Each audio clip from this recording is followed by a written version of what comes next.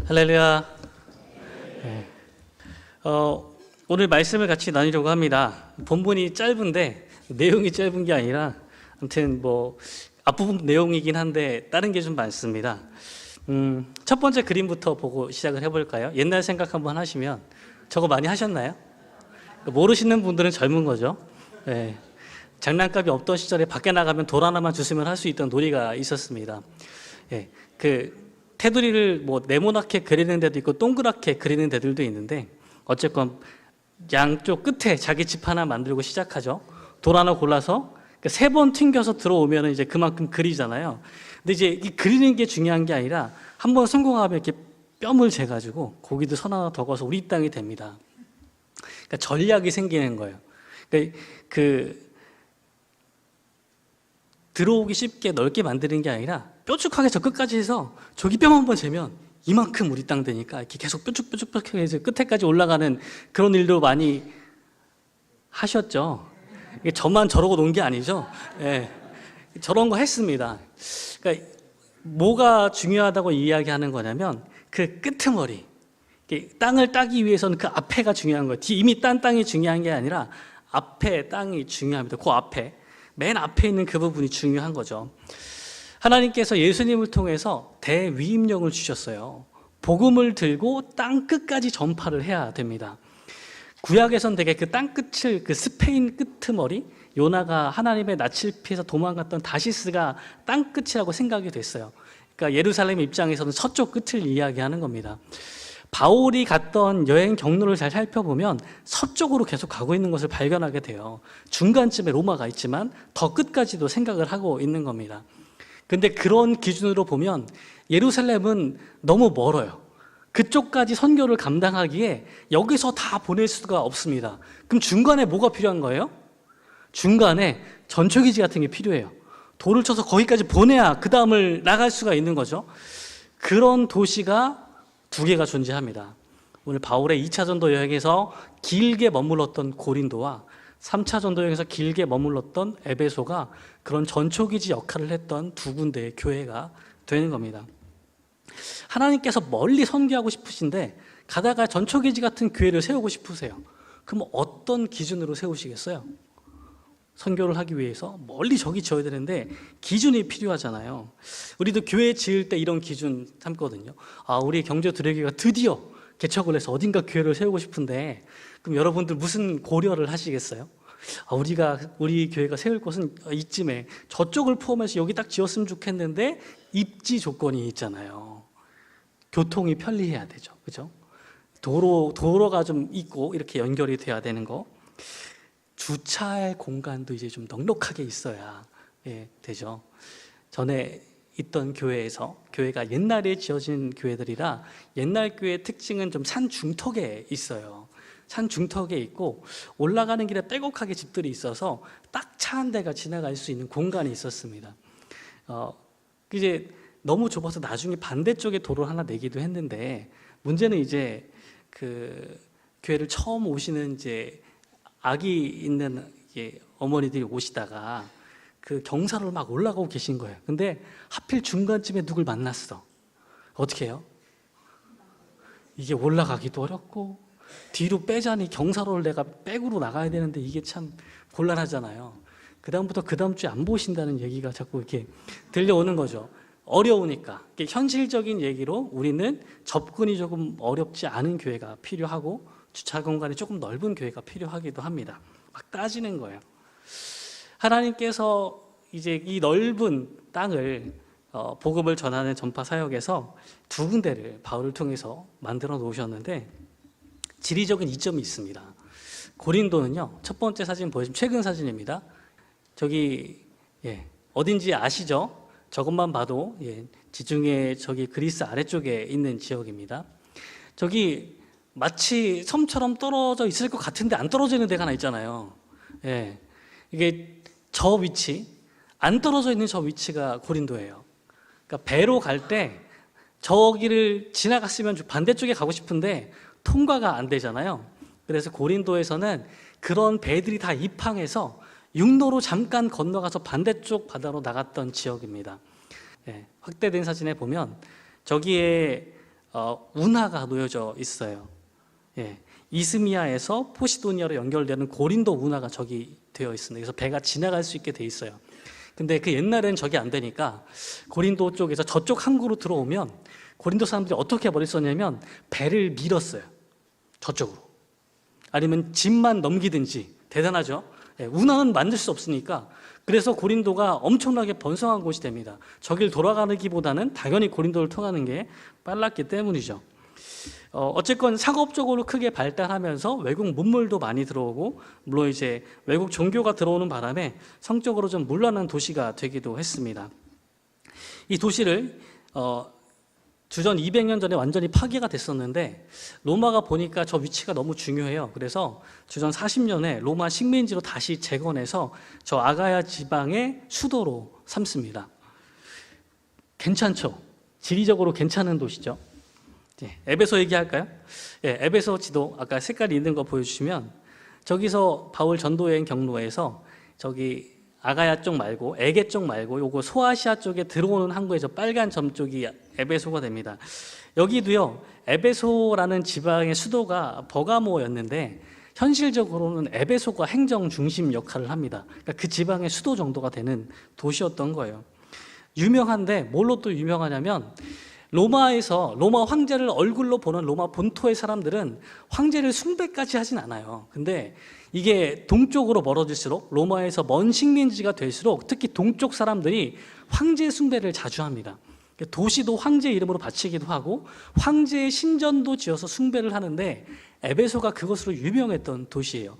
도미티아누스 황제는 이 도시에다가 자기 신전의 수호자라는 칭호를 부여해 주기도 했습니다. 또 이제 마술과 이제 아르테미스 숭배로 또 악명이 높았죠. 에베소도 엄청 길이 잘 통하는 항구를 끼고 있는 도시이기도 하고요. 여러 가지 면에서 지리적인 이점이 많이 있었습니다. 우리의 생각과 비슷하죠. 어디에 교회를 지어야 될까? 여기 좋은데, 교통 편리한데, 이렇게 지은 거예요. 근데 이것만을 원인으로 삼자면 조금 부족하죠. 왜냐하면 교통이 편리한 도시는 다른 데도 많아요. 여기만 있는 건 아니거든요. 또 약간 복음을 전하기에 단점도 있었던 게, 고린도는 문화적으로 너무 타락해 있는 그런 문화를 가지고 있었고, 에베소에서도 이게 사이비 종교 같은 마술이 유행을 하던 유명한 도시였거든요. 그러면 복음을 전하는 입장에서는 사실 좀 단점들도 있었던 도시가 분명하다는 겁니다. 자, 교회를 세우기 위한 두 번째 고려사항이죠. 우리가 늘 고려하는 겁니다. 재정이죠. 우리 분립교회를 만들 계획이 있으신가요? 사랑하는 성도님들, 우리가 막 커지면 예배를 더 이상 드릴 수 없다, 앉는데 너무 힘들다, 옆 사람이 이렇게 붙어 앉아가서 너무 힘들다, 그럼 우리도 이제 개척을 이렇게 근처에 하자 했을 때 무슨 생각하시겠어요? 어느 정도의 개척 지원금을 가지고 땅도 사야 되고 건물도 줘야 되고 뭐 해야 되는데 얼마가 필요할까 생각하실 거잖아요. 당연히 상식적인 겁니다. 바울이 선교 여행을 했는데 바울도 생각하지 않았을까요? 먹고 살아야 되는데 생각 안 하고 지나갈 수는 없는 거예요. 근데 바울은 외부의 지원을 받습니다. 사도행전 18장 5절에 보면, 고린도에 있을 때 실라와 디모데가 마게도냐로부터 내려와요. 이 이야기는 보냈다는 이야기예요. 보냈기 때문에 다녀온 거거든요. 그럼 왜 갔다 왔냐면, 고린도에 있지만 마게도냐에 있는 교회들에게서 재정적인 지원을 받아서 돌아오는 겁니다. 고린도 교회 사람들한테 부담을 주지 않기 위해서 지원금을 받아서 활동을 하고 있는 거예요. 나중에 고린도에 서신을 씁니다. 고린도 후서 11장 8절 9절에 이렇게 쓰고 있어요. 내가 너희를 섬기기 위하여 다른 여러 교회에서 비용을 받은 것은 탈취한 것이라. 또 내가 너희와 함께 있을 때 비용이 부족하였으되 아무에게도 누를 끼치지 아니하였음은 마게도냐에서 온 형제들이 나의 부족한 것을 보충하였습니다.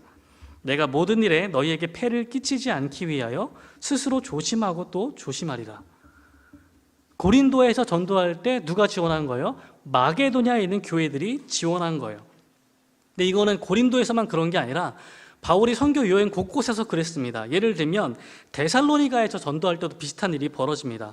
빌립보서 4장 15절 16절에 보면 이렇게 이야기해요. 복음의 시초에 내가 마게도냐를 떠날 때에 주고받는 일에 내 일에 참여한 교회가 너희 외에 아무도 없었느니라. 데살로니가에 있을 때에도 너희가 한 번뿐 아니라 두 번이나 나의 쓸 것을 보내었도다. 데살로니가 전도할 때 어느 교회가 후원한 거예요? 빌립보 교회가 2번이나 후원을 한 겁니다. 그러니까 그곳에 있는 사람들에게 부담을 주지 않고 복음에 다른 그 오해가 생기는 것을 방지하기 위해서 그 사람들에게 받지를 않은 거예요.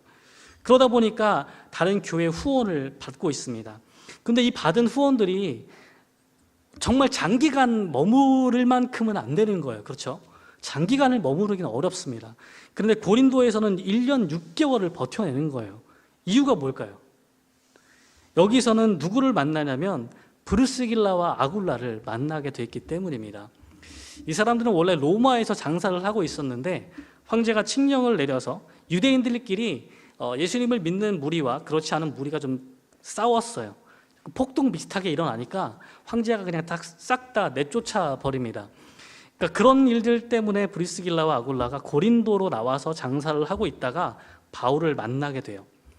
바울이 늘 열심히 일해서 자기 살 것들을 만들어내고 주말에 이제 안식일에 회당에서 전도를 했는데 브리스길라와 아굴라는 고린도에서 자리를 잡고 자기와 동일한 천막 만드는 일을 한 거예요. 근데 이 사람들이 옛날에는 이제 장사하는 게 아무나 하는 건 아니었거든요. 그 길드가 되게 있었어요. 경쟁이라기보다는 길드에 소속돼야만 장사가 되는 거예요. 브리스길라와 아굴라가 그곳에서 길드에 들어가서 이제 원료들을 가지고 또 판매하는 길을 다 뚫어 놓으니까 바울은 가서 일만 하면 되는 거죠. 훨씬 수월하게 일을 할 수 있고 필요한 재정을 만들 수가 있었습니다. 그래서 이 사람들을 만난 후에 바울이 훨씬 자유롭게 복음을 전하게 되었을 겁니다. 또 대단한 이유는 뭐냐면 고린도에서 만난 이 사람들이 바울이 에베소로 갈 때 같이 따라갑니다. 그 도시에서도 이 사람들이 동일한 역할들을 감당해 준 거예요. 사실 도시를 옮기는 것은 절대로 쉬운 이야기가 아니지만 이 두 사람의 헌신을 통해서 바울이 재정적으로 자립한 상태에서 오랜 동안 도시에 머물 수 있는 근거가 생겨난 겁니다. 엄청 중요한 역할이죠. 복음을 위해 이렇게 헌신하는 분들이 많이 생기기를 축원합니다. 감사해요. 근데 이게 결정적인 원인이라고 보기엔 조금 아쉬운 게 뭐냐면 나중에 바울이 로마에 들어가서 감옥 같지 않은 감옥살이를 합니다. 그러니까 출입이 자유롭지만 자기는 못 나가지만 손님들을 자유롭게 받을 수 있는 전셋집 같은 감옥에 갇혀서 2년 동안 복음을 전하게 돼요. 근데 마찬가지로 여기도 많은 교회들의 후원을 받아서 바울이 생활을 하기 시작합니다. 2년이나 그런 생활을 하는데 부족함이 없이 채워져요. 그렇다고 보면 꼭 브리스길라와 아굴라가 동행한 이 지역이 아니더라도 사실 바울은 어느 도시든 그 일을 할 수 있었다는 생각을 하게 되는 겁니다. 세 번째 이유도 있습니다.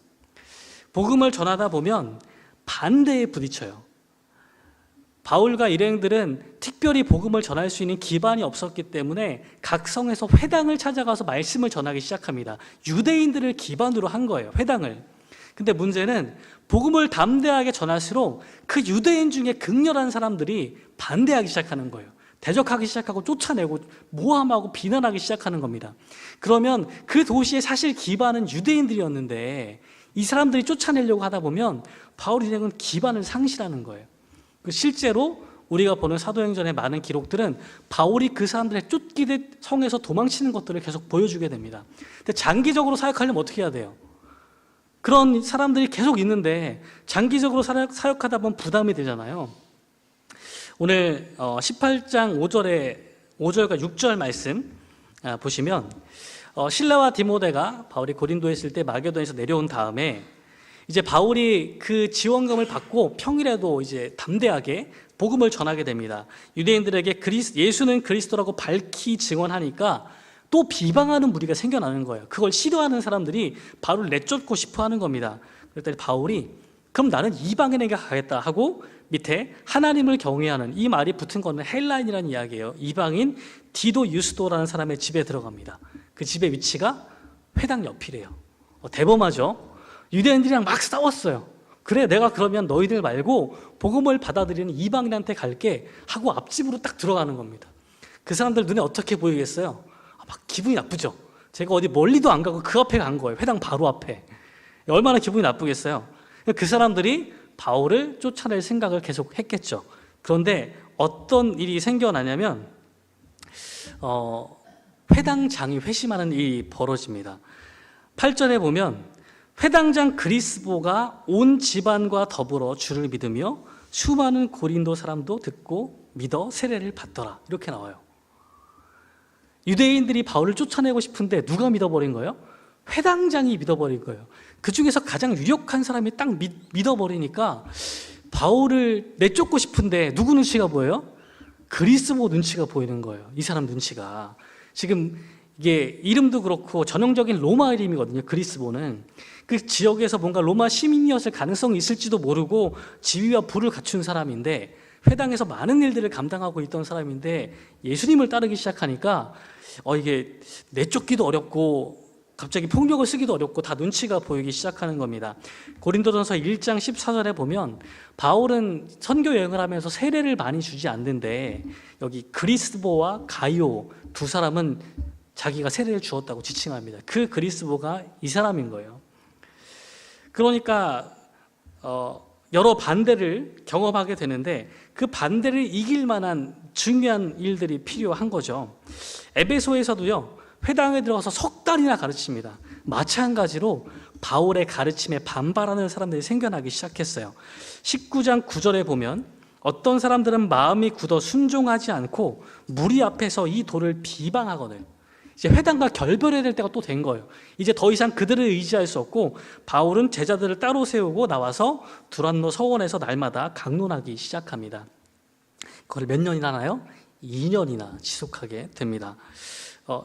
약간 옆길로 빠진 얘기인데 저도 늘 그렇게 생각해서 두란노 서원 얘기를 좀 하려고 해요. 사도행전의 이 본문을 잘 읽지 않으신 분은 두란노라는 이름을 여기서는 낯설지만 다른 곳에서 주로 들으시죠. 유명한 기독교 출판사가 있습니다. 저도 이제 이 본문을 자세히 안 봤을 때에는 두란노가 기독교 출판사 이름이 두란노네.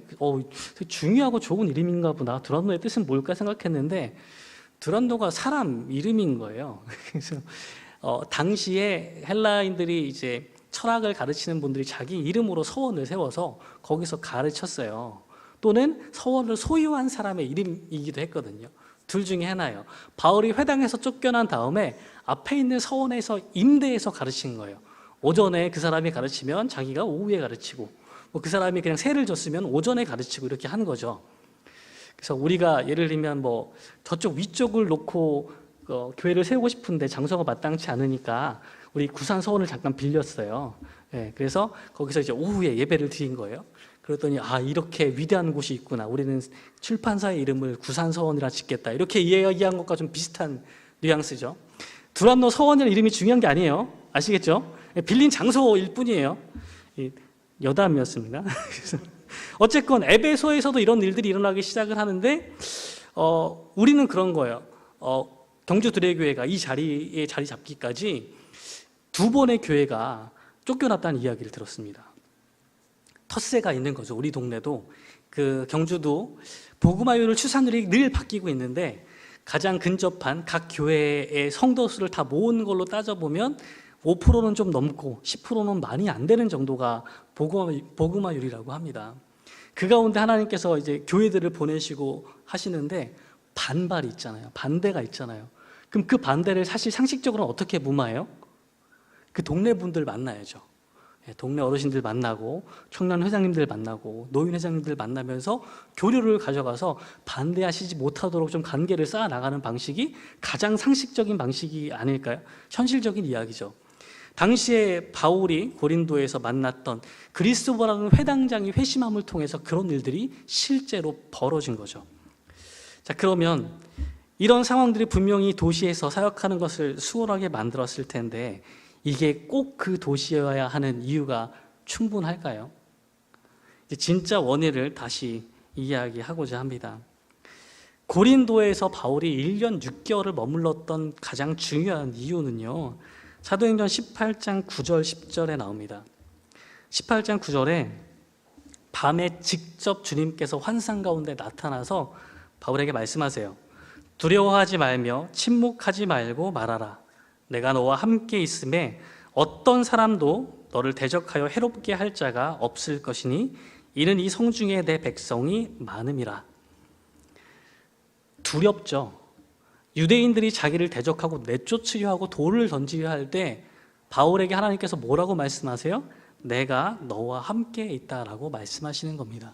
그 두려움이 사라지기 시작하는 거예요. 재정적인 어려움들 때문에 자기가 혹시 실수할까 여러 가지 고민을 할 때 하나님께서 내가 너와 함께 있겠다라고 말씀하시는 겁니다. 이 두려움을 내쫓는 하나님의 말씀이 중요해요. 왜 거기서 사역을 길게 해야 되냐고요? 이 성중에 내 백성이 많아요. 이 말씀은 뭐예요? 그 백성을 다 찾아올 때까지 거기서 네가 그 일을 해야 된다는 말씀인 겁니다. 바울은 이 하나님의 말씀 때문에 거기에 머무는 거예요. 교회를 지정하는 것, 그 전초기지 같은 중요한 교회들을 세우는데 제일 중요한 게 뭐라고요? 하나님이 말씀하시면 거기 하는 거예요. 우리의 계획들은 잠깐 접어놓고 제일 중요한 것은 하나님께서 거기 있으라 하시면 거기 있는 겁니다. 에베소에서는요, 좀 느낌이 다릅니다. 에베소에서는 바울이 없을 때 브리스길라와 아굴라를 잠시 남겨놨어요. 그리고 그때 예수님을 따르던 아볼로가 오면서 복음을 좀 풍성하게 자세히 풀어 전하기 시작합니다. 그런데 바울이 도착해서 보니까 아볼로가 성령 체험을 하지 못해서 예수 그리스도의 이름으로 받는 세례와 성령에 대해서 가르치지 못하는 거예요.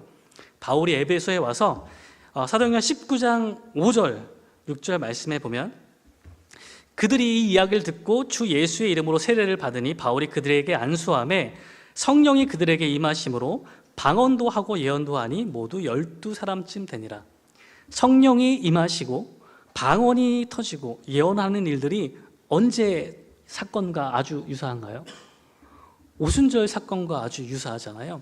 오순절에는 한 120명쯤 됐는데 지금 스몰 사이즈 12명으로 줄어들었지만 유대인이 아닌 이방인들 사이에서 12명 가운데 성령이 내린 거예요. 여러 곳의 방언으로 이제 이야기하기 시작합니다. 오순절 성령 강림 사건이 사실 뭐의 시작이에요? 선교의 시작입니다. 그 방언이 들린 모든 나라로 퍼지는 거예요. 여기서 지금 똑같은 일이 벌어지고 있는 거예요. 전초기지로 삼았던 에베소에서 바울이 당연히 가르치기 위해서 안수하고 기도했지만 근데 이 뒤의 일들은 예상한 것이 아니거든요. 성령님께서 내려오셔서 오순절에 겪었던 일과 비슷한 일들이 벌어지기 시작하는 거예요. 거기에 있는 사람들이 각 곳의 방언으로 이야기하기 시작하는 겁니다. 이게 무엇을 암시하는 거예요? 여기서부터 다시금 복음이 곳곳으로 전파될 것을 분명히 암시하는 내용이 되는 겁니다. 그래서 바울이 에베소에 머무른 거예요. 얼마나? 2년을 더 머무른 겁니다. 8절 말씀에 보면 바울이 이 일을 겪고 회당에 들어가서 석 달 동안 담대하게 하나님 나라를 전했다고 합니다. 당연히 반대가 있지만 담대하게 전하고 어쩔 수 없이 떠나야 된 뒤에 10절에 보면 2해 동안 서원에서 가르칩니다. 2년 3개월이 아니라 추산할 때 길게는 3년까지도 나중에 회상하게 되는데 그랬더니 10절 마지막 결과가 어때요? 아시아에 사는 자는 유대인이나 헬라인이나 다 주의 말씀을 듣더라. 이런 일들이 일어나기 시작을 하는 겁니다. 하나님이 그 성에 예비된 백성을 다 돌이키게 하실 때까지 고린도처럼 그 아시아 지방에 있는 모든 사람들이 헬라인이든 유대인이든 막론하고 모두 복음을 들을 때까지 거기 머물러서 그 사역을 감당하게 하시는 겁니다. 말씀을 정리하려고 합니다. 하나님이 우리를 복음의 그 최전선에 세우십니다. 믿음을 가진 우리를 그 끝으로 보내세요. 복음을 전할 수 있는 그 앞자리까지 보내놓으십니다. 근데 우리가 주목하는 거는 우리도 모르게 자꾸 그 가짜 원인들, 충분하지 않은 그 요인들만 자꾸 보는 거예요. 아, 우리 교회가 참 교통이 편리한가? 아, 우리 교회 저기 경사가 너무 힘든데, 우리 붕어빵을 굽는 차량이 수동인데요. 제가 한번 내려가 보려고 했는데 경사로 내려가는 게 어렵더라고요. 자꾸 시동이 툭툭 꺼집니다. 그래서 어쩔 수 없이 이제 목사님 부탁하고 내려가는 게 어려운데요. 이렇게 하긴 했는데 넓은 평탄한 주차장도 꿈꾸게 되고 사람의 마음은 다 그렇습니다. 그런데 그런 원인들에만 주목하게 하는 것은 잘못된 거죠. 재정적인 뒷받침만 바라보고 하나님께서 뭐라고 말씀하시는지보다 지금 우리가 이만큼의 돈이 있는가만 따져보고 있다면 틀렸다기보다는 그것만으로는 부족한 겁니다. 우선순위가 잘못되어 있는 거예요. 반대나 어려움이 생기니까 좀 유력한 사람들이 필요하지 않나? 이 사람들에게도 얘기해 볼까? 저 사람들에게도 얘기해 볼까? 틀린 건 아니지만 그게 먼저일 수는 없는 겁니다. 우리에게 뭐가 필요한 거예요? 하나님의 말씀을 듣는 일이 필요합니다.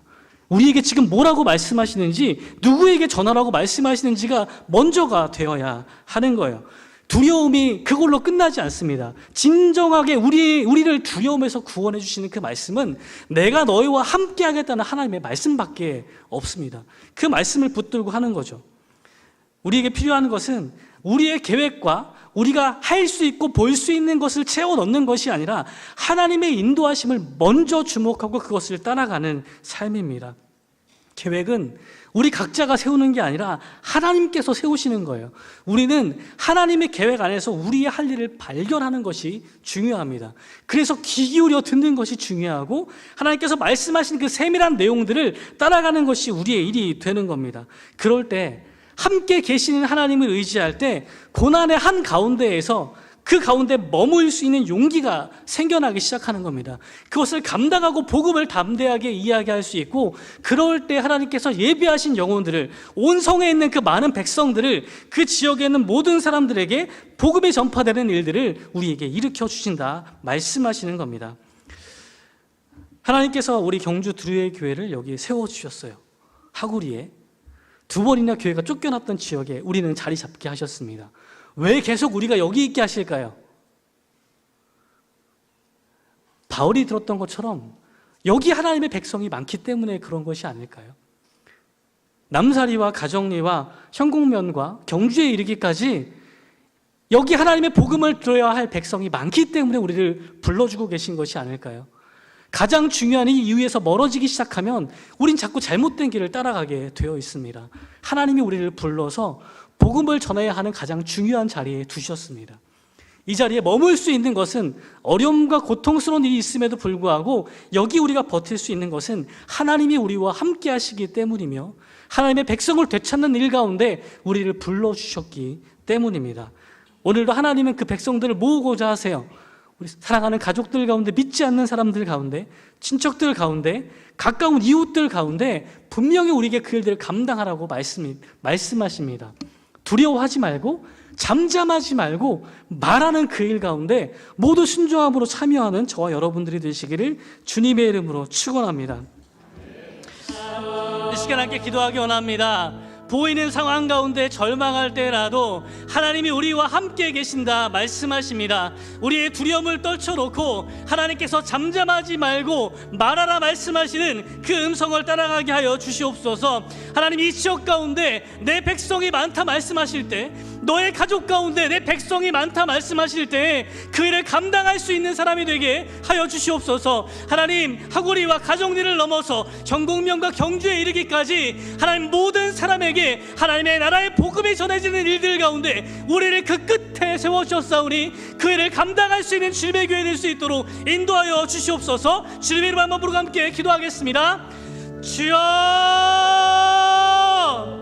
하나님 사모하며 주 옆에 나올 수 있도록 인도하시니 감사합니다. 우리를 세워주셔서 이 땅 가운데, 이 자리 가운데 하나님의 백성으로 불러주시니 감사합니다. 하나님, 보이는 것들이 하나님 우리를 실망시킬 때도 있습니다. 하나님, 그렇게 크지 않은 규모 때문에, 넓지 않은 것들 때문에, 많지 않은 재정들 때문에, 하나님 유력한 사람이 없기 때문에 하나님 우리가 그런 핑계를 내며 무너질 때도 있습니다. 그러나 주님, 우리를 중요하게 이끌어주시는 분, 가장 중요한 원인이 되시는 분, 바로 그분이 예수님이시며 그리스도의 말씀이심을 믿습니다. 하나님, 우리를 함께 계시는 분, 내가 너와 함께 하겠다 약속하신 하나님 그 말씀을 의지합니다. 하나님께서 우리 말씀을 통하여 우리를 세워주시고 가정 가운데 우리를 보내어주시고 그 가운데 내 백성이 많다 말씀하시니 주여, 우리가 그 가운데 하나님의 말씀을 붙들고 나아갈 수 있도록 인도하여 주시옵소서.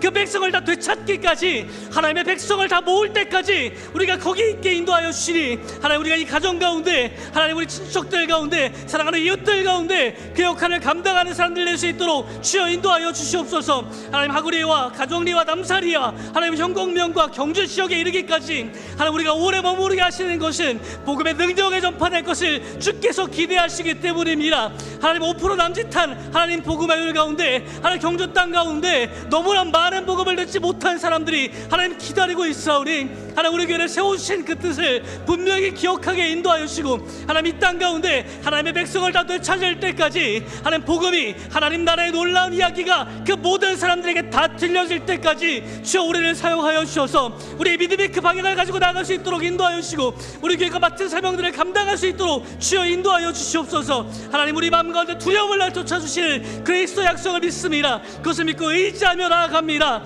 하나님, 의지하는 귀한 삶들 가운데 하나님의 놀라운 일들이 이루어지는 것들을 볼 수 있도록 주여 인도하여 주시옵소서.